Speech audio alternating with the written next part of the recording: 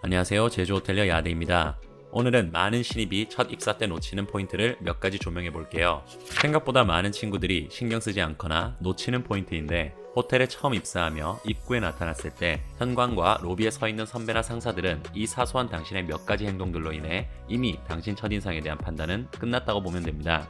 제 주관적인 견해일 수 있으나 이런 행동을 했던 친구들 치고 오래 버티거나 일 잘하는 친구들이 잘 없었습니다. 전부 그렇다는 건 아니지만 통계적으로 분명 그랬어요. 당연히 이유가 있겠죠? 복장 불량이다, 얼굴이 껄렁하게 생겼다, 이런 기본적인 얘기를 하려는 게 아닙니다. 이 영상을 보고 본인이 어떤 타입인지 한번 재조명하는 시간이 됐으면 좋겠습니다. 오늘 제가 거론하는 것들을 다 저지르셨거나 이게 별로 중요하지 않다고 여기는 사람이라면 당신은 높은 확률로 호텔리어란 직업이 맞지 않을 겁니다. 바로 시작하죠.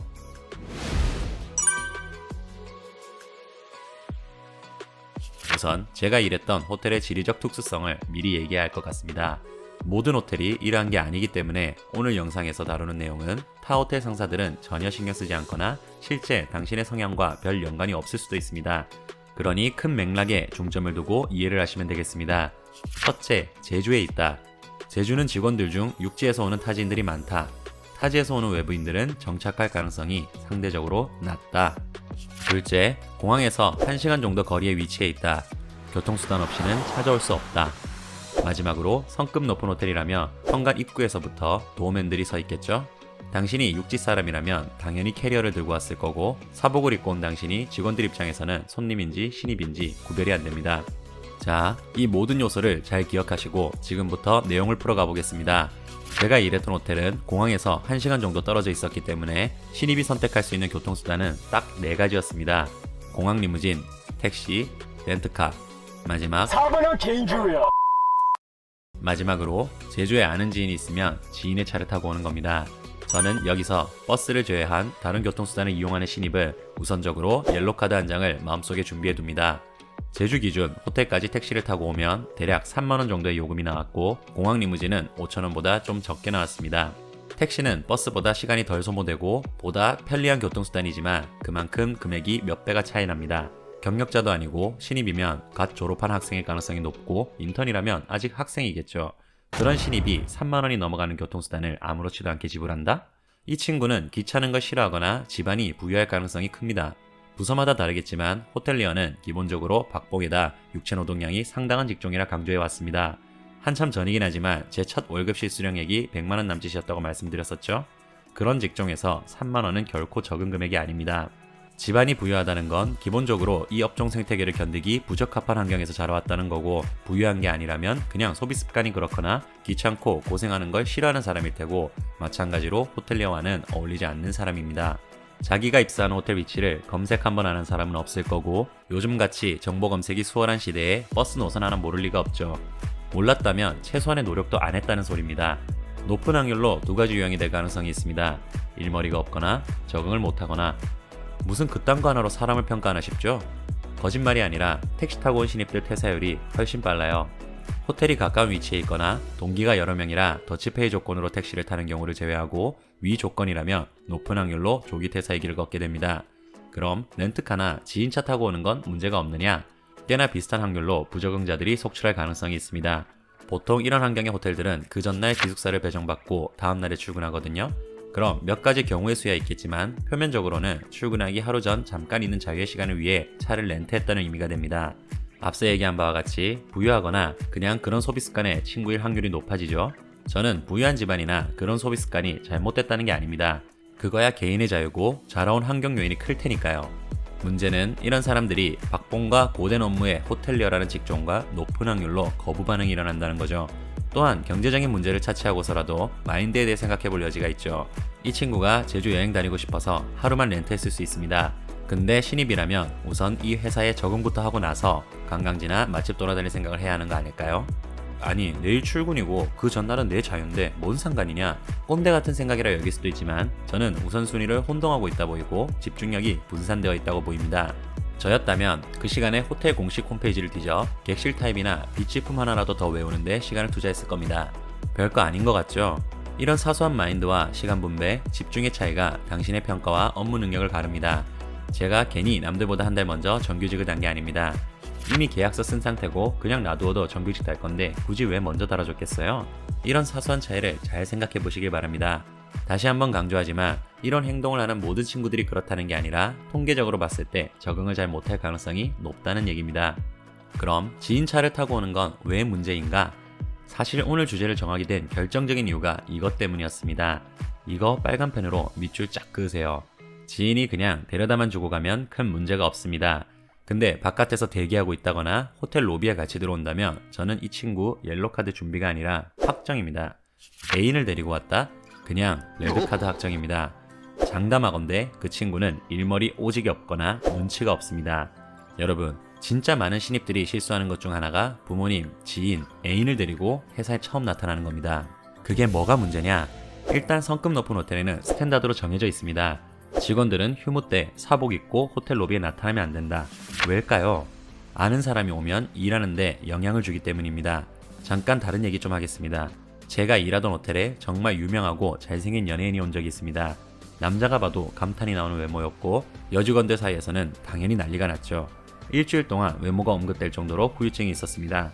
사람은 기계가 아니기 때문에 이런 요인에 당연히 영향을 받습니다. 고객으로 왔음에도 불구하고 말이죠. 대체 무슨 영향이 있냐고요? 일하면서도 계속 생각나지 않겠어요? 다른 직원들이 얘기하면 아 나도 얼굴 보고 싶다. 사진이라도 한 장 찍어볼까? 어떻게 하면 사인 받을 수 있을까? 평소에 고객과 업무에만 신경 쓰던 정신이 그쪽으로만 쏠리거나 분산이 되겠지요. 같은 이치로 로비 소파에 여자친구나 부모님이 앉아있다고 생각해보세요. 아무리 사람이 공적으로 일 처리만 하고 싶어도 신경이 안 쓰일 수 없겠죠? 물 한 잔이라도 드리고 싶고 기다리는데 심심하지? 이런 말 걸고 싶어질 거 아니에요.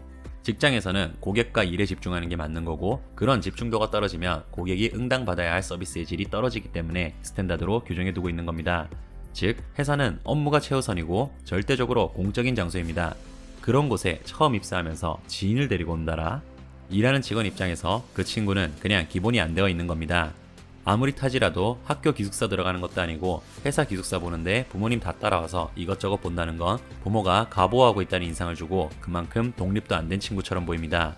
부모님들이 이 영상 보고 계실 리는 없겠지만 혹여라도 보시면 사회에 내보낼 자식은 그냥 믿고 보내주세요. 어차피 당신 없이 혼자서 자립해야 됩니다. 평생 보호해줄 수 없다면 조금이라도 일찍 강하게 클 수 있도록 놔두셔야 합니다. 그리고 같이 와서 뭐 어쩔 건데요. 그 친구 출근해서 선배들한테 털릴 때마다 찾아와서 왜 그랬냐고 따지실 거예요? 미생에서 그랬죠. 회사는 전쟁터라고. 회사가 전쟁터라고? 밖은 지옥이다. 입사 첫날 딱 그 하루 귀하게 키운 자식 떠나보낸다 싶어서 동행하는 거 정말 아무런 의미도 없습니다. 오히려 아직도 엄마 치마폭 못 벗어났나 부정적인 시각만 커지죠. 회사에서 살아남는 건 고스란히 자식의 몫입니다. 가행보호하지 마시고 회사에는 그냥 딱 입사자만 올 수 있게 해주세요. A는 더 말할 것도 없죠. 아이 띠빵 새끼야! 그건 그냥 정신머리 없는 새끼입니다. 무슨 회사에 애인을 데리고 와요. 그 정도 공사도 구분 못하고 그 정도 눈치도 없는 사람이 일을 잘할 가능성은 한없이 제로에 수렴합니다. 저를 꼰대라고 욕하고 마음이 편해진다면 그렇게 하셔도 됩니다. 꼭 법이 아니더라도 사회에는 기본적인 룰이 있고 암묵적으로 흘러가는 보편적인 시선이라는 게 있습니다. 본인 자유만 외치는 사람은 애초부터 조직 생활이 맞지 않는 거고 그런 분은 프리랜서를 하셔야지요. 왜 개인한테 회사가 맞추길 바랍니까? 당연히 본인이 조직한테 맞춰야지. 기업 문화와 꼰대 상사를 욕하기 이전에 본인이 얼마나 조직에 맞출 수 있고 기여할 수 있는지를 고민하는 게 본인 승진에도 더 도움이 됩니다. 다시 한번 강조하죠. 회사에 애인 데리고 오지 마세요. 부모, 지인보다도 더 부정적으로 보이고 그 어떠한 상사도 좋게 보지 않습니다. 자, 그럼 마지막으로 버스를 타고 오면 모든 게 끝나느냐? 여러분, 제가 정확하게 비교 분석했지만 이건 무슨 교통수단을 타고 오느냐가 핵심이 아닙니다. 당신이 기업에 맞출 수 있을 정도로 기본이 되어 있는 사람인지, 첫인상을 신경 쓸 정도로 눈치가 있는 사람인지, 호텔리어가 적성에 맞을 만한 사람인지가 포인트입니다. 처음에 제가 얘기했죠.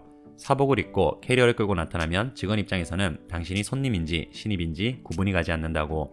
반대로 생각하면 이게 무슨 소리겠어요? 당신이 현관에 내리는 순간부터 도우맨부터 벨맨, 로비에서 인사부까지 가는 동안 마주치는 유니폼을 입은 직원들은 다 당신의 선배이자 상사라는 소리입니다. 그 중에는 당신이 들어갈 부서에 선배가 있을 수도 있겠지요. 손님인 줄 알고 짐 내려주려 다가가면 꼭 이런 신입들이 있습니다. 짐 있으신가요? 내리는 거 도와드리겠습니다. 하고 말 거는데 인사도 제대로 안 받고 네, 제 짐 저거요. 아니요, 저거요. 저 안에 있는 거. 네, 그거요. 선배가 짐 내리는 걸 아주 당연하게 시키고 심지어 그 짐을 끌고 인사부까지 가는 동안 손 한 번 안 내미는 신입들이 있습니다. 이 정도로 눈치가 없는 사람이 있을 수가 있냐고요? 생각보다 엄청 많습니다. 마찬가지입니다. 첫 입사 때 자기 짐을 선배한테 맡길 정도로 눈치가 없는 신입이 일머리가 있을까요? 남의 입장, 자신이 어떻게 보일 수 있겠다라는 사고 자체를 하지 않는 이런 친구들은 90% 이상이 조직생활 적응도 잘 못하고 일도 잘 못합니다. 제가 일했던 곳 기숙사 시설이 정말 후졌거든요. 도착하자마자 애인이나 부모한테 전화해서 와 X발 기숙사 미쳤다. 엄마 나 이런 데서 어떻게 자? 떠드는 친구들도 있었고 심지어 우는 여자 신입도 봤습니다. 여기서 포인트는 기숙사 시설이 후진 게 문제가 아니라 기숙사 돌아다니는 주변 사람들이 다 자기보다 선배고 상사라는 데 있습니다. 아니 어떻게 저렇게 주변 눈치를 안 보고 생각이 짧을 수가 있죠? 저는 제 부서로 들어오는 신입이 제가 바로 앞에서 보고 있는데 전화로 욕하면서 기숙사 까는 친구를 본 적이 있습니다. 다음날 로비에서 첫 공식적인 대면할 때 그 친구는 당연히 제가 누군지도 몰랐고 기억도 못했죠. 아 땡땡씨 저희 부서에 온 걸 환영합니다. 어제 기숙사 마음에 안 들어서 불만 많아 보이던데 잠은 잘 잤어요? 피곤하지 않아요? 저는 그 친구가 소름 돋아하며 어쩔 줄 몰라 하던 그 표정을 보며 속으로 씩 웃었습니다. 단순히 이 친구 놀리려고 한 게 아니라 아무렇지도 않게 내뱉는 당신의 말을 누군가는 듣고 있다는 걸 알려주기 위해 일부러 첫인사를 저렇게 했습니다. 제가 선입견을 가지고 있어서 이런 친구들을 막대한다고 오해하실 수도 있는데 매니저 저격하는 영상 보면 알겠지만 저는 부하 직원한테 첫인상 나쁘다고 차별대우하지 않습니다. 여러분, 적성과 적응도 중요한데 이런 기본적인 눈치와 예의도 조직생활에서는 그 못지않게 중요합니다. 이런 걸 고려하지 못할 정도로 경험이 부족할 수 있습니다. 그런 분들이야 조직생활하며 눈치밥을 키우면 되는 건데 이걸 대수롭지 않게 생각하는 분들은 제가 예상할 수 없는 보다 획기적인 방식으로 살아남을 수 있도록 도모하시거나 아니라면 호텔 기업 문화는 어울리지 않을 가능성이 큽니다. 그러니 스스로 잘 판단해서 어떻게 할지 결정하시고 혹여나 호텔리어가 너무 하고 싶은데 자기가 이런 눈치가 없는 사람이다 또는 이미 이런 행동을 해서 상사들이 안 좋게 본 것 같다 하는 분들은 첫인상에 너무 신경 쓰지 마세요. 첫인상은 첫인상일 뿐이고 당신의 진면목은 회사에서 능력과 일로 차근차근 증명해 나가면 됩니다. 사람은 적응의 동물이기 때문에 초반에 일 못하는 친구들도 시간이 지나면 어느 정도 업무 능력이 비슷해집니다. 업무 능력이 오르면 일단 월급 받는 조건은 충족한 셈이니 첫인상에 너무 집착하지 마시고 부서 내 사람들과도 친하게 지낼 수 있도록 노력하세요. 현명한 조직생활 가능자로 거듭나시길 바랍니다. 이상으로 호텔리어와 고객 모두를 위한 채널 야대였습니다.